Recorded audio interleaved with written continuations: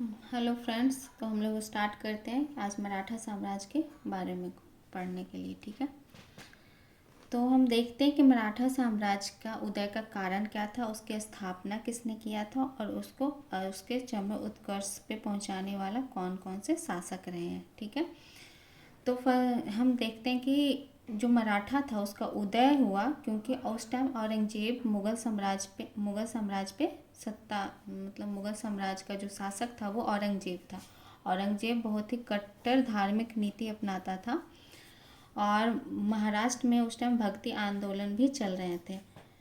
तो फिर इसलिए जो शिवाजी थे उन्होंने ये सोचा कि जो साउथ इंडिया में मुस्लिमों का शासन ना होके एक हिंदू साम्राज्य की स्थापना किया जाए। ठीक है, तो हम ये जानते हैं फर्स्टली कि जो शिवाजी थे उनका बैकग्राउंड क्या था, वो क्या मतलब महाराष्ट्र में कैसे इतना फेमस हो गए। ठीक है, तो जो उनके पिता थे ना शिवाजी के, वो बीजापुर के शासक के यहाँ नौकरी करते थे। ठीक है, और नौकरी करते थे।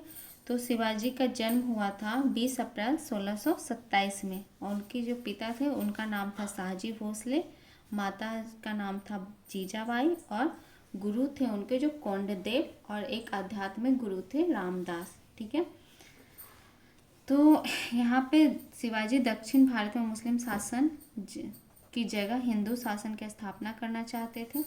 शिवाजी को पहाड़ी चूहा भी कहा जाता था। इनकी जो लड़ाई की पद्धति थी वो गुरिल्ला युद्ध थी। गुरिल्ला युद्ध में ये होता है कि पहाड़ी इलाका होता है और वो दुश्मनों पे आक्रमण करके दुश्मनों को मार के वो छिप जाते हैं। ठीक है, वो मौका देखते हैं कि दुश्मन आया, उसको मारा उन्होंने और वो छिप गए।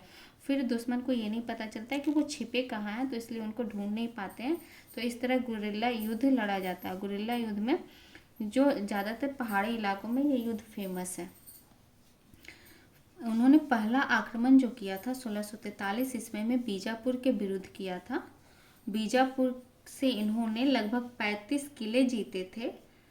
फिर इन्होंने बीजापुर के सेनापति अफजल खां की हत्या भी कर दी क्योंकि बीजापुर के जो शासक था उसने अपने सेनापति को भेजा था शिवाजी की हत्या करने के लिए। लेकिन शिवाजी को कहीं से भी गुप्तचरों के द्वारा ये पता लग गया था कि अफजल खां उनकी हत्या करने आ रहा है, तो उन्होंने अफजल खां की ही हत्या कर दी।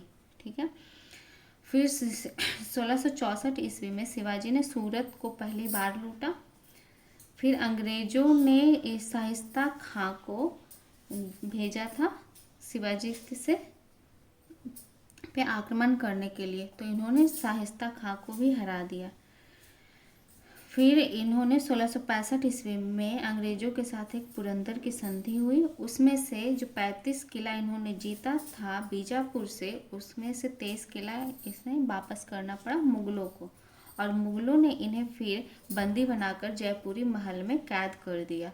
लेकिन शेष मतलब शिवाजी जो थे ये वहाँ से भेष बदल के फलों की टोकरी में निकल गए थे किसी तरह से। इन्होंने फिर वापस आके इन्होंने फिर 1670 ईस्वी में सूरत को दोबारा लूटा।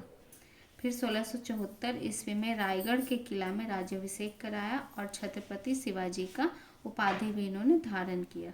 इनका अंतिम जो अभियान था वो था कर्नाटक के विरुद्ध 1677 ईस्वी में और इनकी मृत्यु हो गई 1680 ईस्वी में।